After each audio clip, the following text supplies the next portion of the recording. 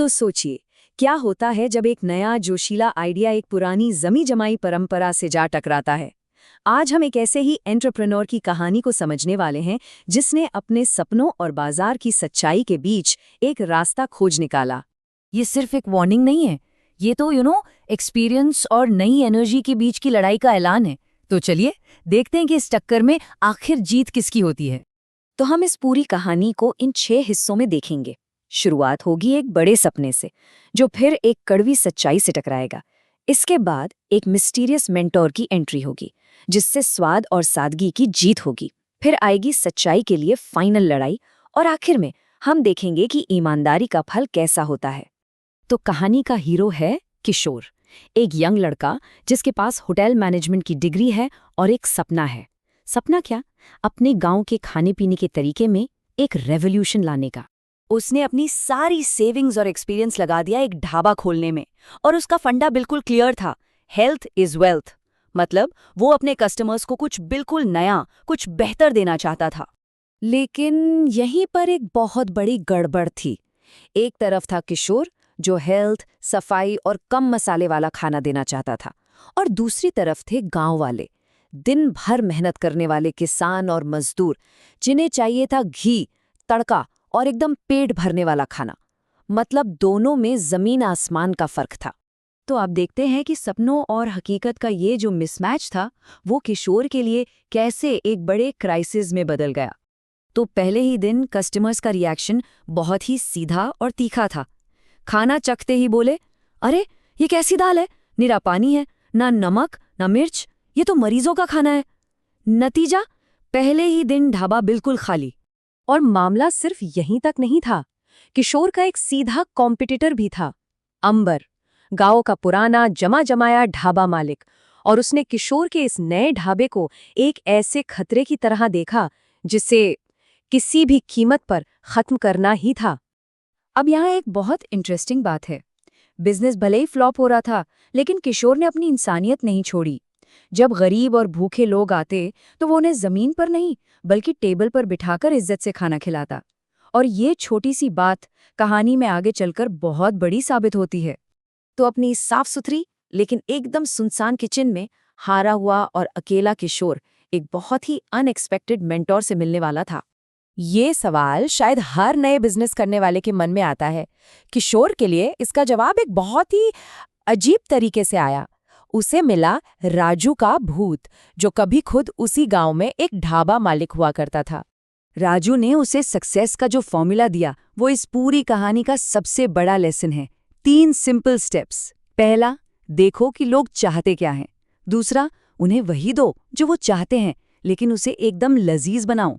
और तीसरा, स्वाद और सादगी से उनका दिल जीत लो। बिजनेस की भाषा में कहें तो मार्केट को समझो।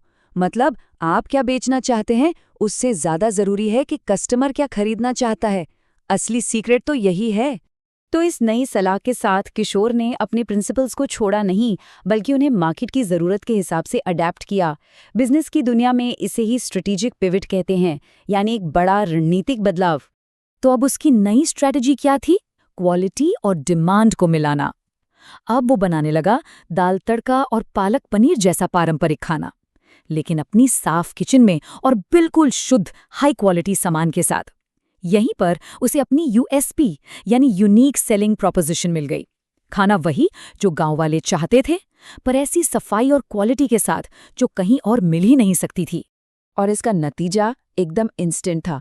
किशोर ने हिम्मत करके जब लोगों को बुलाना शुरू किया, तो जो पहले कस्टमर्स आए वो खाने के स्वाद और क्वालिटी के दीवाने हो गए। कहने लगे, वाह भैया, कमाल का पालक पनीर बनाया है, मजा आ गया, कल तो पूरे परिवार को लाऊंगा। बस फिर क्या था, ये बात तो आग की तरह फैल गई। जो ढाबा कल तक बिल्कुल खाली पड़ा रहता था, अब खुश कस्टमर्स से खचाखच भरा हुआ था। ये एक जबरदस्त और कंप्लीट कमबैक था।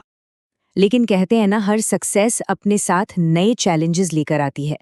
किशोर की कामयाबी ने अंबर को इतना परेशान कर दिया कि अब वो किसी भी हद तक जाने को तैयार था। तोड़फोड़, धोखा, कुछ भी। तो अब अंबर की स्ट्रैटेजी बदल गई। उसने पहले अपने बेटे को भेजा किशोर के सामान में मिलावट करने, लेकिन राजू की भूतिया आवाज ने उसे डराकर भगा दिया। जब वो प्लान फेल हो गया तो उसने गांव की पंचायत बुलाई और किशोर पर काला जादू करने और भूतों से बात करने का इल्जाम लगा दिया। मतलब अब लड़ाई बिजनेस की नहीं बल्कि किशोर की इज्जत पर आ गई थी। अब सोचिए जरा, ये कितनी मुश्किल सिचुएशन थी। एक तरफ अंबर, गांव का एक जाना माना आदमी और उसके झूठे गवाह, और दूसरी तरफ अकेला किशोर, बिना किसी सबूत के। उसकी बात पर भला कौन यकीन करता। लेकिन इस नामुमकिन सी दिखने वाली प्रॉब्लम का सलूशन निकला आज की टेक्नोलॉजी के एक छोटे से डिवाइस से। किशोर ने सबके सामने अपने फोन पर एक सीक्रेट वॉइस रिकॉर्डिंग चला दी। ये रिकॉर्डिंग अंबर की थी, जिसमें वो खुद कबूल कर रहा था, हाँ किया मैंने और मेरे बेटे ने ये सब, पर तेरी बात मानेगा कौन? अब तो सबको मानना पड़ा। दूध का दूध और पानी का पानी हो गया। तो कहानी के इस आखिरी हिस्से में दोनों को अपने अपने कर्मों का फल मिलता है, जो इस केस स्टडी को एक बहुत ही क्लियर कंक्लूजन तक ले आता है। तो नतीजा क्या निकला? अंबर, जिसने मिलावट, तोड़फोड़ और धोखे का रास्ता अपनाया, उसका ढाबा फूड डिपार्टमेंट ने सील कर दिया और गांव में उसकी इज्जत भी मिट्टी में मिल गई। वहीं दूसरी तरफ किशोर, जो सफाई, क्वालिटी और ईमानदारी पर टिका रहा, उसका बिजनेस आसमान छूने लगा और उसने पूरे गांव का सम्मान भी कमाया। मतलब सबक बिल्कुल साफ है, गलत तरीकों से मिली सक्सेस बहुत कमजोर होती है, लेकिन ईमानदारी और वैल्यू पर बनी सक्सेस हमेशा टिकती है। तो ये कहानी हमें एक बहुत जरूरी सवाल के साथ छोड़ जाती है। किसी भी वेंचर में लंबे समय तक टिके रहने के लिए क्या ज्यादा जरूरी है? फाउंडर का अपना शुरुआती पैशन और आइडिया, या फिर कस्टमर को गहराई से समझने की काबिलियत? ईमानदार ढाबे की कहानी तो यही बताती है कि असली और टिकाऊ सफलता सिर्फ एक शानदार आइडिया से नहीं मिलती, बल्कि उस आइडिया को ईमानदारी से लोगों की जरूरत पूरी करने के लिए ढालने में मिलती है।